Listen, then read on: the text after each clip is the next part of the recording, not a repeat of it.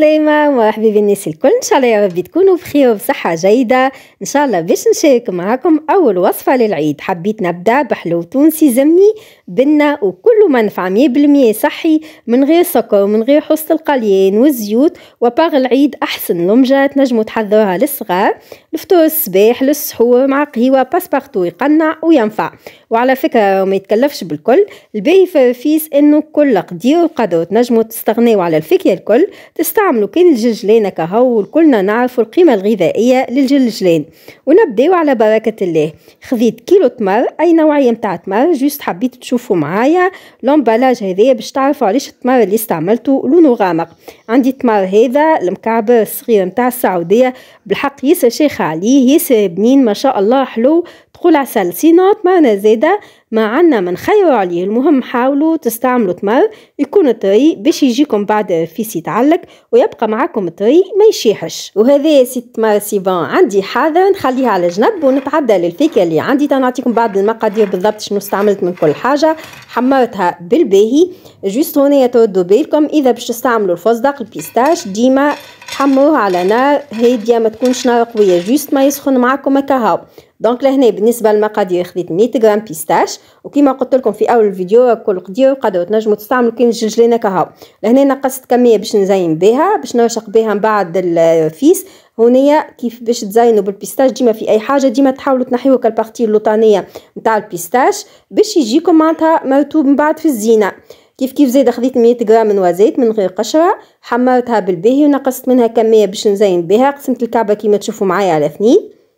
بالنسبه للنوازيت كيف نحمروها نستناوها حتى لين تولي فيها كاللمعه وتخرج الزيت نتاعها. شويه عندي لوز باش نزين بهم شويه جلجلان. عندي هنا 100 غرام تاع نوازيت اخرى هذه نوازيت خذيتها بالقشره نتاعها حمرتها ومن بعد معناتها ما نحيتش القشره الكل كيما هذه دونك نوازيت عندي ديجا خذيتها من غير قشره. دونك لهنا النوازيت خليت معناتها القشره اللي قعدت هذيك خليتها راهي القشره تبنن برشا. تنشوفوا من بعد في الفيديو كيما باش تشوفوا معايا باش نرحيها ولين تقرر الزيت نتاعها وتجيكم ياسر بنينه من بعد. دونك لهنا خذيت البيستاش باش نرحيه. بالنسبه للبيستاش هو بطبيعته ما هوش يبس برشا معناتها كيف نرحيوه ديما يبقى فيها كالتراوه. دونك لهنا خليته خشين شويه مش باش يقلقني من بعد في لمين فيس. كيف زاده عندي هنايا النوازيت. بالنسبه للنوازيت الكميه هذه اللي هي 100 غرام باش نرحيها لين تحصلوا على بات. دونك لهنا تو تشوفوا معايا في الفيديو تفهموا معايا من بعد معناتها انا علاش نرحي بالطريقه هذه باش من بعد فيس يتلم معايا بالباهي باش نخلي معناتها بارتي فما فاكيه باش نرحيها تكون خشينه شويه وفما فاكيه زاده باش نرحيها معناتها سواء تكون بات والا لين تقرر الزيت نتاعها. كيما لهنا تشوفوا معايا بالنسبه للوز هكا خليته خشين شويه او كنخلط شويه. نتوما اذا باش تستعملوا مثلا كيما قلت لكم الجلجلان انا هنا هكا عندي الجلجلان رحيتو هروشتو معناتها ما رحيتوش على الاخر. اذا باش تستعملوا كاين الجلجلان كهو لهنا الجلجلان الكميه نتاع الجلجلان هاي زاده 100 غرام من كل حاجه خديت 100 غرام. بالنسبه اذا باش تستعملوا كاين جلجلانه كهو في الفيس نتاعكم او كان نتوما الكميه اللي عندكم اقسموها على 2 كميه معناتها نصف نتاع كميه حيوه بالباهي لين يولي بات والنصف الاخر تخليوه هكا عباش هكا الفيس يتلم معكم بالباهي وما يتحلش معكم. هنا بالنسبه للنوازيت اللي كيما شفتوا معايا وقلت لكم خليت لها القشره نتاعها رحيتها لين قررت الزيت نتاعها هكا كيما تشوفوا. هنا اسهل حاجه تخرج لنا الزيت وتترحى معانا بالطريقه هذه هي النوازيت بويسك فيها برشا زيت تترحى معانا معناتها بسهوله مش كيما البيستاش والا الجلجلان. دونك لهنا نفرغ النوازيت باش نخلي كميه صغيره بالكل. تفهموا معايا علاش خليت الكميه هذيا هكا كميه صغيره في قاع البول. لهنا باش ناخذ شويه تمر مقدار هكاكا 150 غرام تمر. هو احنا التمر في العاده في المقروض كنحضروه معناتها في المقروض بعد ما نقصوه ونرحيوه نعجنوه بشويه زيت. انا هنا في بلاصه زيت زيتونه بويسك النوازيت ديجا هي فيها زيت دونك خليت الكميه هذيك رحيتها ضربه صغيره مع النوازيت التمر مع النوازيت بطبيعته هكا باش يتعجن معايا بالضبط كيما نحضروا احنا التمر بالزيت هكا كيما تشوفوا ما شاء الله بات مزيانه بات مزيته باهيه. تشوفوا من بعد كيفاش باش نستعملها في فيس باش يبقى فيس محافظ على التراوه نتاعو.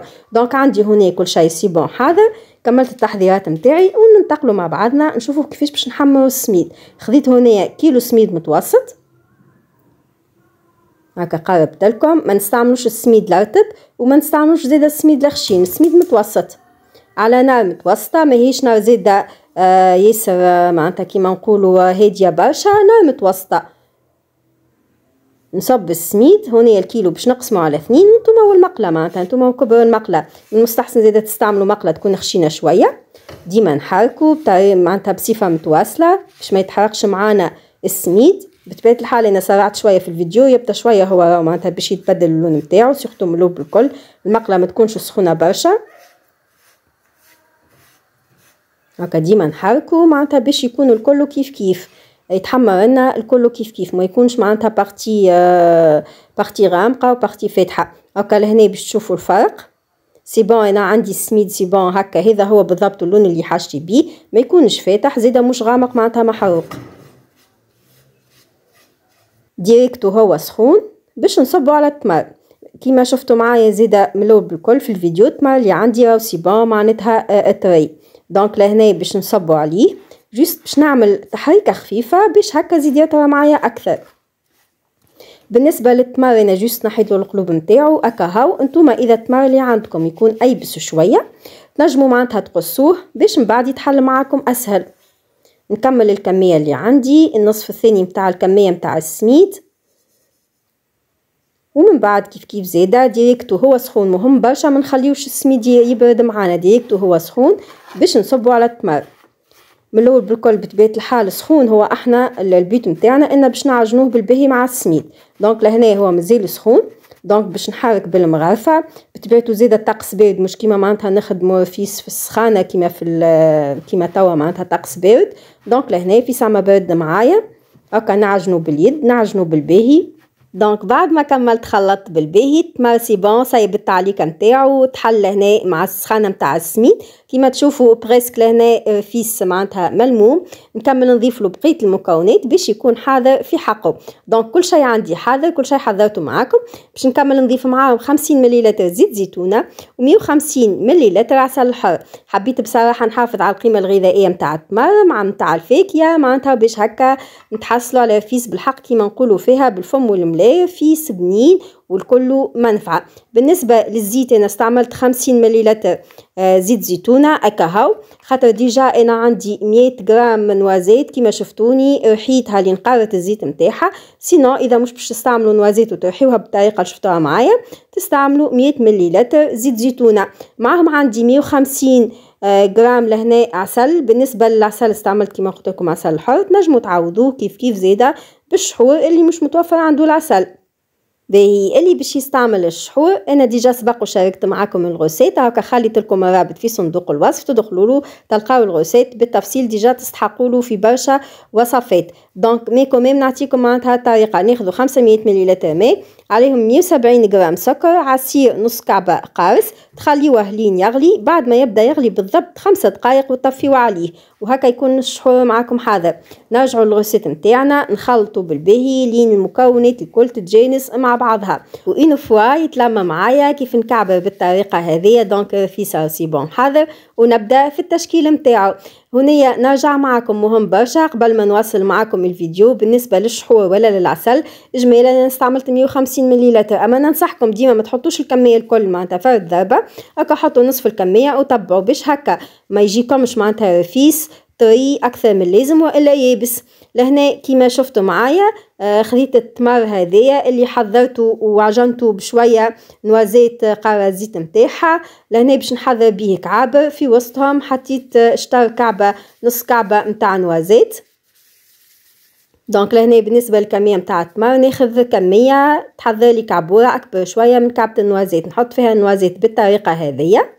نجموا تحطوا زيادة كعبة كاملة وعن تجربة معناتها فيس كي تحضروه بالطريقة هذيا. أنا هذه الدورة هذيا الكعبورة هذه باش نحطها في وسط كعبة فيس كيما باش تشوفوا معايا، تخلي كعبة فيس طرية ما شاء الله وياسر ياسر بنينة. سورتو معناتها كيما شفتوا معايا التمر هذا أنا ديجا حضرته وعجنته بالنوازيت. لهنا ناخذ لي كاسات باش نحضر الشكل الأولاني، باش نحضر عادي معناتها كعابر عادية. وهذا هو الاصل معناتها فيس في الكاروسات معناتها زمنيه يحضروها بالطريقه هذه جوست كعبوره عاديه. اما انا هونيا باش نحضرها بالطريقه هذه جربتها وعجبتني على الاخر. كيف معناتها ناكلو فيس نلقاو من داخل المطعم ياسر بنين وكمان زاده يبقى فيس طري معناتها حتى كي نخليوه مده طويله وحاجه جديده. دونك هكا نحاولوا نتفنوا شويه كيما نجموا نخليو كيما قلت لكم الفيس كيما هو. دونك الشكل الاولاني باش يكون بالطريقه هذه شكل عادي دوره عاديه. كل حاجه نجموا نطوروها ونزينوها هكا نحافظوا معناتها على الباز نتاعها اللي هي السميد والتمر وجلجلين والا الفاكهه. كيما نجموا زاده نعملوها اشكال تستعملوا اي شكل تنجموا تحضروه لهنا. باهي برشا زاده في النوع معناتها هكا يكون طبق مزيان ومرتوب. دونك الشكل الثاني باش نستعمل الشكل هذايا. دونك لهنا باش ناخذ الكميه انا في بالي الكميه هذه الكل اللي قعدت باش نعملها معناتها بشكل هذاك مي ظهرت لي برشا. دونك باش نخلي الكميه هذه باش نرجع نعملها زاده كرات. استعملت بابي كويسون. البابي كويسون الحقيقه نجمو نستغنيو عليه اما زاده يعاوننا برشا في الخدمه هكا تكون خدمه مرتوبه خدمه اسهل معناتها يسهل علينا بالحق برشا الخدمه سورتو كي نهزو الكعبه. دونك لهنا هذايا هو السمك نتاعها. في العاده ديما فيس راهو يكون عالي شويه خشين شويه معناتها ما تكونش كعبه فيس هكا رقيقه نخليوها خشينه. ونبدا في تحضير الشكل الثاني. ناخذ الطبق هذايا